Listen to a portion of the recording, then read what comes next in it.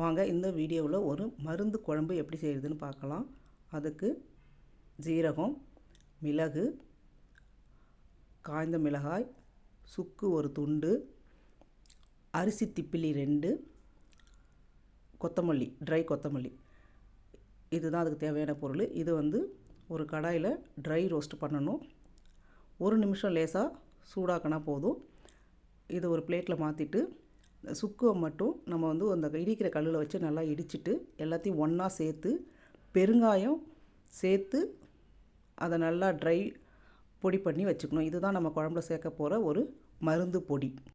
பொடியாக நறுக்கின வெங்காயம், தக்காளி, பூண்டு, கருவேப்பிலை, நீல வாட்டில் நறுக்கின கத்திரிக்காய், புளி தண்ணி கரைசல், தாளிக்கிறதுக்கு வெந்தயம், அப்புறம் இந்த மருந்து பொடி. இதுதான் இந்த குழம்புக்கு தேவையான பொருட்கள். கடாயை வச்சுட்டு நல்லெண்ணெய் விட்டுட்டு நல்லெண்ணெய் காஞ்சதுக்கப்புறம் வெந்தயம் போட்டு தாளிச்சிட்டு கருவேப்பிலை போட்டு வதக்கிட்டு பூண்டு போட்டு வதக்கிட்டு அடுத்து வெங்காயம் அது ஒரு கலந்து விட்டுட்டு தக்காளியும் சேர்த்து அதையும் ஒரு வதக்கிட்டு ரொம்ப வதக்கணும்னு அவசியம் இல்லை, லேசாக வதங்கினா போதும்.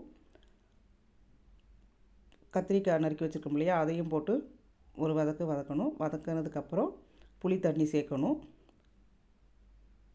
புளி தண்ணி சேர்த்துட்டு நம்ம ரெடி பண்ணி வச்சுருக்கோம் இல்லையா மருந்து பொடி, அதை ஃபஸ்ட்டு போட்டுட்டு இதெல்லாம் நல்லா கலந்து விட்டுட்டு மஞ்சள் பொடி, உப்பு, தேவையான அளவுக்கு தண்ணீர் விட்டு நல்லா கலந்து விட்டுட்டு காரம் பத்தலைன்னா நம்ம சாம்பார் பொடி 1 ஸ்பூன் சேர்த்துக்கலாம். எல்லாத்தையும் நல்லா கலந்து விட்டுட்டு மூடி போட்டு 20 நிமிஷம் நல்லா கொதிக்க விடணும். குழம்பு நல்லா திக்காகணும். திக்கானதுக்கப்புறம் அடுப்பை ஆஃப் பண்ணிவிட்டு தாளிக்கிற கரண்டியில் வடகம் போட்டு தாளித்து அந்த குழம்புல சேர்த்துடணும்.